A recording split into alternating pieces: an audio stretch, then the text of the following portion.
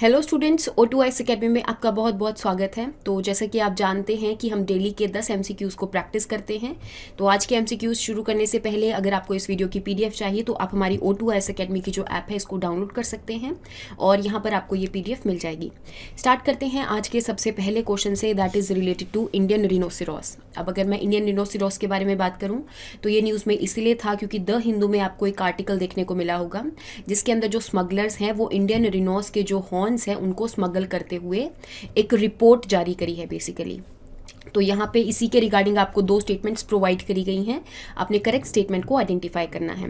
जैसे कि अगर मैं इंडियन रिनोस की IUCN कैटेगरी के बारे में बात करूँ तो जैसे कि आप जानते हैं international union for conservation of nature, that is IUCN, यहाँ पे अलग अलग ऑर्गेनिजम्स को अलग अलग कैटेगरीज के अंदर कैटेगराइज करती हैं कि बेसिकली उनकी कितनी नंबर ऑफ पॉपुलेशन जो है रह गई हैं उस हिसाब से यहाँ पे अलग अलग कैटेगरीज में डालती हैं। तो आपको देखने को मिलेगा कि जो इंडियन रिनोस हैं वो IUCN की वल्नरेबल की कैटेगरी के अंदर लाई करते हैं, क्रिटिकली इंडेंजर्ड ये नहीं है। तो यहाँ पे जैसे कि अलग अलग रिनोस देखने को मिलते हैं, जैसे कि जावा रिनोसिरोस हो गया, सुमात्रन रिनोसिरोस हो गया, देन इज़ वाइट रिनो हो गया, देन इज़ ब्लैक रिनो हो गया, जो कि वाइट और ब्लैक आपको ज़्यादातर अफ्रीका वाले पोर्शन में देखने को मिलते हैं। बाकी जावा और सुमात्रा तो आपको पता ही है कि इंडोनेशिया वाले रीजन में ये जो रिनोस हैं ये देखने को मिलते हैं। तो यहाँ पे जो इंडियन रिनो है ये आपकी लार्जेस्ट रिनो स्पीशी नहीं है, क्योंकि जो वाइट रिनो है वो सबसे लार्जेस्ट आपको देखने को मिलेगा। तो दैट मीन्स आपकी जो फर्स्ट स्टेटमेंट है ये भी इनकरेक्ट हो जाएगी और सेकंड स्टेटमेंट भी इनकरेक्ट हो जाएगी और आपका आंसर बनेगा neither 1 and nor 2। Next question के बारे में बात कर लेते हैं, that is related to Patan Patola scarf. तो अभी ये न्यूज़ में इसीलिए था क्योंकि जैसा कि आप जानते हैं कि इंडोनेशिया के बाली के अंदर G20 समिट जो है उसको कंडक्ट करवाया गया और इस साल से दैट मीन्स अब दिसंबर 2022 से लेके नेक्स्ट ईयर तक जो G20 की प्रेसिडेंटशिप है वो इंडिया के पास आ गई है। तो यहाँ पे जो हमारे प्रधानमंत्री जी हैं उन्होंने अलग अलग कंट्रीज़ के जो प्रधानमंत्री हैं या प्राइम मिनिस्टर या प्रेसिडेंट हैं उनको अलग अलग चीज़ें जो हैं वो गिफ्ट करी हैं। इन द सेम वे आपको देखने को मिलेगा कि जो इटली के प्राइम मिनिस्टर हैं जॉर्जिया मेलोनी जी, तो इनको यहाँ पे हमारे प्राइम मिनिस्टर ने पाटन पटोला स्कार्फ जो है ये गिफ्ट दिया है। तो इसके रिगार्डिंग अगर मैं बात करूँ तो आपको 11th सेंचुरी के अंदर गुजरात वाले रीजन में ये जो स्कार्फ है या फिर ये अलग ही टाइप की जो वीविंग है ये देखने को मिलती थी और इसके रिगार्डिंग एक पर्टिकुलर फैमिली रिस्पॉन्सिबल रहती थी, दैट इज़ दी सल्वी फैमिली। तो दैट मीन्स जो आपकी सेकेंड स्टेटमेंट है कि सल्वी फैमिली बिलोंग्स टू तेलंगाना, तो दिस इज रॉन्ग। तो दैट मीन्स आप देखेंगे कि आपकी जो फर्स्ट स्टेटमेंट है ये करेक्ट हो जाएगी और सेकंड स्टेटमेंट इज इनकरेक्ट। तो नेक्स्ट क्वेश्चन के बारे में बात कर लेते हैं, that is related to no money for terror conference 2022। तो जैसा कि आप जानते हैं कि ये जो कॉन्फ्रेंस है ये न्यू दिल्ली के अंदर कंडक्ट करवाई जा रही है और अपने आप में ये एक थर्ड कॉन्फ्रेंस है। इसके अगर मैं बैकग्राउंड के बारे में बात करूं तो जैसा कि आप जानते हैं कि फाइनेंशियल एक्शन टास्क फोर्स जो है जिसको G7 कंट्रीज़ ने 1989 के दौरान यहाँ पर बनाया था और ये जो है FATF जो है ये दो चीज़ों से डील करती है। एक तो हो गया टेरर फाइनेंसिंग और दूसरा हो गया मनी लॉन्ड्रिंग। तो जो टेरर फाइनेंसिंग है ये 2001 में इंक्लूड किया गया था। तो दैट मीन्स इसके रिगार्डिंग जो केसेस है वो FATF इन सारे केसेस को देखती है। तो रिसेंटली जो थर्ड कॉन्फ्रेंस है ये दिल्ली के अंदर कंडक्ट करवाई जा रही है और यहाँ पर इसका एक पर्टिकुलर एजेंडा है कि किन किन चीज़ों से ये डील करने वाले हैं, जैसे कि use of virtual assets and crowd funding platform bye terrorist entities. तो अगर कोई टेररिस्ट एंटिटीज़ वर्चुअल प्लेटफॉर्म का यूज़ कर रहे हैं तो इन सारी चीज़ों से ये डील करने वाली हैं। तो बेसिकली इन्होंने एक पर्टिकुलर एजेंडा प्रोवाइड किया है जिसके अंदर यहाँ पे इन्होंने 3-4 ऑब्जेक्टिव्स को ऐड किया है। तो उसके रिगार्डिंग आपको पता होना चाहिए, जैसे कि links between terror financing and legitimate economic activities. तो जितनी भी इकोनॉमिक एक्टिविटीज़ है क्या वहाँ पे टेरर फाइनेंसिंग हो रही है ना, इन सारी चीज़ों को ये एक तरह से देख रहे हैं और इस चीज़ के रिगार्डिंग ही इस कॉन्फ्रेंस को कंडक्ट करवा रहे हैं। और तीसरा है आपका पेमेंट इंटरमीडियरीज। इवन इसके अलावा भी यहाँ पे और सारे जो एजेंडाज हैं उनको इंक्लूड किया गया है। तो यहाँ पे इसके बारे में आपको पता होना चाहिए और ये भी पता होना चाहिए कि अपने आप में ये एक थर्ड कॉन्फ्रेंस है। जो फर्स्ट कॉन्फ्रेंस है that was conducted in Paris in 2018 और 2019 में जो सेकेंड कॉन्फ्रेंस है वो मेलबर्न में कंडक्ट करवाई गई थी और अभी जो थर्ड कॉन्फ्रेंस है ये न्यू दिल्ली में कंडक्ट करवाई गई है। तो दैट मीन्स आप देखेंगे कि यहाँ पे तीनों की तीनों जो स्टेटमेंट्स हैं ये करेक्ट हो जाएंगी। नेक्स्ट क्वेश्चन के बारे में बात कर लेते हैं, that is related to new pension scheme. जैसा कि आप जानते हैं कि यहाँ पे बहुत ज़्यादा एक पॉलिटिकल एजेंडा रहता है न्यू पेंशन स्कीम का और ओल्ड पेंशन स्कीम का।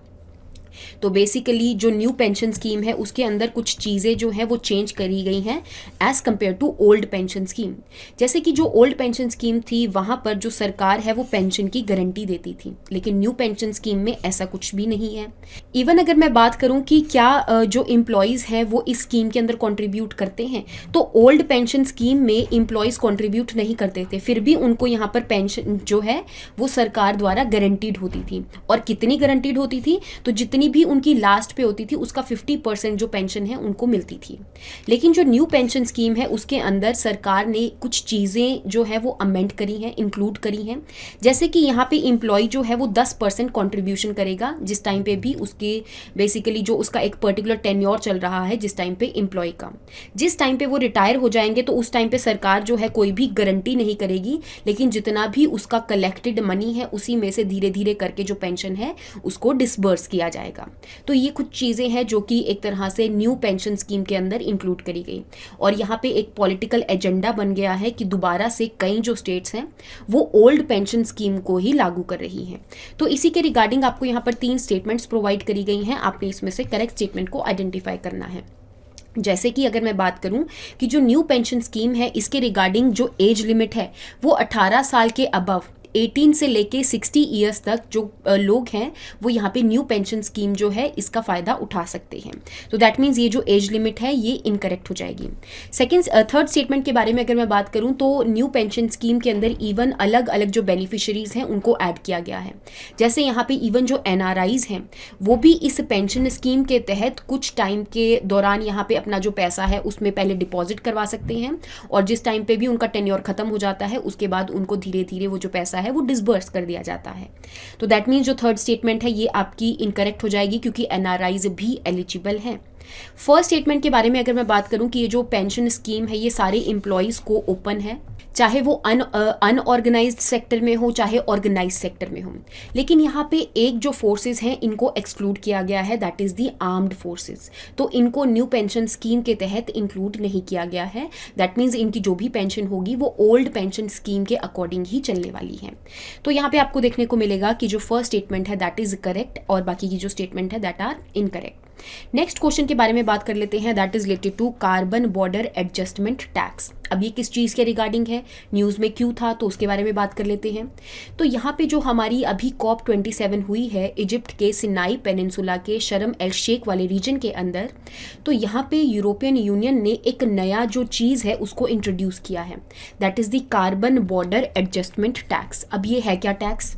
तो बेसिकली जो यूरोपियन यूनियन है वो यूरोपियन कॉन्टिनेंट को यहाँ पर कार्बन एमिशन फ्री या फिर नेट ज़ीरो कार्बन एमिशन जो है वो सबसे पहले बनाना चाहता है। तो इसके लिए इन्होंने एक नया आइडिया दिया है, दैट इज़ कि अगर कोई भी कंट्री है वो यूरोपियन यूनियन के अंदर कोई भी ऐसी चीज़ को इम्पोर्ट करती है जो कि कार्बन एमिट कर रही है तो उसके ऊपर ज़्यादा टैक्स लगाया जाएगा। तो basically carbon border adjustment tax जो है वो कार्बन एमिशंस के जो प्रोडक्ट हैं उनके ऊपर टैक्स लगाने के रिगार्डिंग है। अब बेसिकली अगर आप यहाँ पे देखेंगे तो ये एक प्रोटेक्शनिस्ट पॉलिसी भी है। प्रोटेक्शनिस्ट पॉलिसी कैसे है? फॉर एग्जांपल अगर कोई भी एक्स कंट्री है जो कि यूरोपियन यूनियन के अंदर यहाँ पे कोई भी ऐसे प्रोडक्ट को एक तरह से एक्सपोर्ट कर रहा है या फिर यूरोपियन यूनियन के अंदर इंपोर्ट कर रहा है चीज़ों को, तो क्योंकि उस प्रोडक्ट के ऊपर ज़्यादा टैक्स लग रहा है तो इस वजह से जो बाहर की यहाँ पे मार्केट्स हैं उनको एक तरह से प्रिवेंट किया जा रहा है कि आप हमारी मार्केट में आके किसी सामान को बेच सकें। तो दैट मीन्स जो यहाँ पर लोकल मार्केट्स हैं उनको प्रोटेक्ट किया जा रहा है। तो एक तरह से ये ग्रीन प्रोटेक्शनिज्म के अंदर कंसीडर किया जाता है। दैट मीन्स यहाँ पे हमने इन्वायरमेंट पॉलिसीज को यूज किया है अपनी लोकल मार्केट्स को प्रोटेक्ट करने के लिए। तो आप देखेंगे कि यहाँ पे आपकी जो दोनों की दोनों स्टेटमेंट्स है ये करेक्ट हो जाएंगी, जैसे कि मैंने आपको कार्बन बॉर्डर एडजस्टमेंट टैक्स के बारे में समझा ही दिया है। नेक्स्ट क्वेश्चन के बारे में बात कर लेते हैं, that is related to Moscow format. अब ये मॉस्को फॉर्मेट किस चीज़ के रिगार्डिंग है? तो रिसेंटली आपने न्यूज़पेपर्स में भी देखा होगा कि ईरान, रशिया और इंडिया जो है इन्होंने अफगानिस्तान के ऊपर ट्राईलेटरल मीटिंग जो है इसको कंडक्ट करवाया गया है। तो दैट मीन्स जो मॉस्को फॉर्मेट है वो अफगानिस्तान के ऊपर यहाँ पर अलग अलग जो कंट्रीज़ हैं वो यहाँ पर आकर डिस्कस करती हैं, तो अफगानिस्तान के रिलेटेड ही इस कॉन्फ्रेंस को कंडक्ट करवाया जाता है। इवन यहाँ पे आपको देखने को मिलेगा कि रिसेंटली तो हालांकि आपने यहाँ पे 3 कंट्रीज़ ने पार्टिसिपेट किया है, लेकिन इसके अंदर और भी बहुत सारी कंट्रीज इंक्लूडेड हैं, जैसे कि Russia, China, Afghanistan, Pakistan, India, Uzbekistan, Turkmenistan, Tajikistan, Kyrgyzstan, then Kazakhstan. तो ये सारी की सारी जो कंट्रीज़ हैं वो मॉस्को फॉर्मेट के अंदर यहाँ पर पार्टिसिपेट करती हैं, लेकिन रिसेंटली यहाँ पे 3 कंट्रीज़ ने ट्राइलेटरल मीटिंग जो है अफगानिस्तान के ऊपर कंडक्ट करवाई है। तो दैट मीन्स यहाँ पे आपका आंसर बनेगा अफगानिस्तान। नेक्स्ट क्वेश्चन के बारे में बात कर लेते हैं, that is related to Bharat Gaurav trains. तो रिसेंटली हमारी जो इंडियन रेलवेज हैं उन्होंने एक पर्टिकुलर स्कीम को लॉन्च किया है, that is Bharat Gaurav train schemes. अब ये जो स्कीम है वो किस चीज़ के रिगार्डिंग है, तो यहाँ पे आपको देखने को मिलेगा कि इंडिया की जो कल्चर और हेरिटेज है उसको ट्रेन्स के द्वारा यहाँ पर रिप्रेजेंट किया जा रहा है। तो दैट मीन्स यहाँ पे आपको अलग अलग टाइप्स की जो ट्रेन्स हैं ये देखने को मिलेगी, जिसके ऊपर अलग अलग रीजन के यहाँ पे कल्चर को शोकेस किया जाता है। तो इसी चीज़ के रिगार्डिंग जो इंडियन रेलवेज हैं इन्होंने ये जो जिम्मा है ये प्राइवेट प्लेयर्स को दिया है कि आप इंडियन की हेरिटेज और कल्चर को शो करने के लिए ऐसी भारत गौरव ट्रेन्स जो हैं इनको बना सकते हैं। तो यहाँ पर जो इंडियन रेलवेज हैं उन्होंने जर्मनी की एक कंपनी के साथ डील साइन की गई है जो कि है लिंक हॉफमैन बुश। तो इनको ही अलाउड है कि भारत गौरव ट्रेन के अंदर जितने भी कोचेस वगैरह हैं तो ये कंपनी प्रोवाइड करेगी। बेसिकली इसकी क्वालिटी भी बहुत ज़्यादा एक तरह से अच्छी है, तो इस वजह से भी इस कंपनी को चूज़ किया गया है। तो आपको देखने को मिलेगा कि यहाँ पे जो इनकरेक्ट स्टेटमेंट है ये कोई भी नहीं है, क्योंकि दोनों की दोनों जो स्टेटमेंट्स हैं ये करेक्ट हो जाएंगी। नेक्स्ट क्वेश्चन के बारे में बात कर लेते हैं, that is related to Vikram sub orbital rocket. तो रिसेंटली आपने न्यूज़ में देखा होगा कि जो विक्रम एस रॉकेट है उसको अभी टेस्ट फायर किया गया है। तो बात कर लेते हैं कि जो विक्रम एस रॉकेट है इसको किसने टेस्ट फायर किया है। हालांकि आपको देखने को मिला होगा कि जो सतीश धवन स्पेस सेंटर है वहाँ से इसको टेस्ट फायर किया गया है, लेकिन ये जो रॉकेट है इसको इसरो ने डेवलप नहीं किया है, इसको एक प्राइवेट कंपनी ने डेवलप किया है जिसका नाम है Skyroot Aerospace. Skyroot Aerospace जो है इसरो के ही जो फॉर्मर इंजीनियर्स या फिर फॉर्मर जो साइंटिस्ट्स हो गए हैं ना, उनने मिलकर इस कंपनी को बनाया है जिसका नाम है स्काई रूट एरोस्पेस। और स्काई रूट एरोस्पेस जो है वो स्पेस के रिगार्डिंग प्राइवेट चीज़ों के ऊपर ध्यान देती है कि कैसे हम अपनी कंट्री के अंदर जो स्पेस टूरिज्म है उसको इंक्रीज कर सकते हैं, और अलग अलग जो स्पेस के रिगार्डिंग रॉकेट्स वगैरह हैं उनको बना सकते हैं, सैटेलाइट्स वगैरह को लॉन्च कर सकते हैं। तो इसके रिगार्डिंग ये कंपनी रिस्पॉन्सिबल है। तो आपको देखने को मिलेगा कि जो फर्स्ट स्टेटमेंट है that is incorrect. Second statement के बारे में अगर मैं बात करूं कि क्योंकि ये रॉकेट है तो ऑफकोर्स किसी ना किसी फ्यूल के ऊपर तो डिपेंडेंट रहेगा ही। तो यहाँ पर एक सॉलिड प्रोपेलेंट फ्यूल जो है ये आपको देखने को मिलेगा, जो कि 550 किलोग्राम के अराउंड ये जो फ्यूल है इसको इस रॉकेट के अंदर यूज़ किया गया है।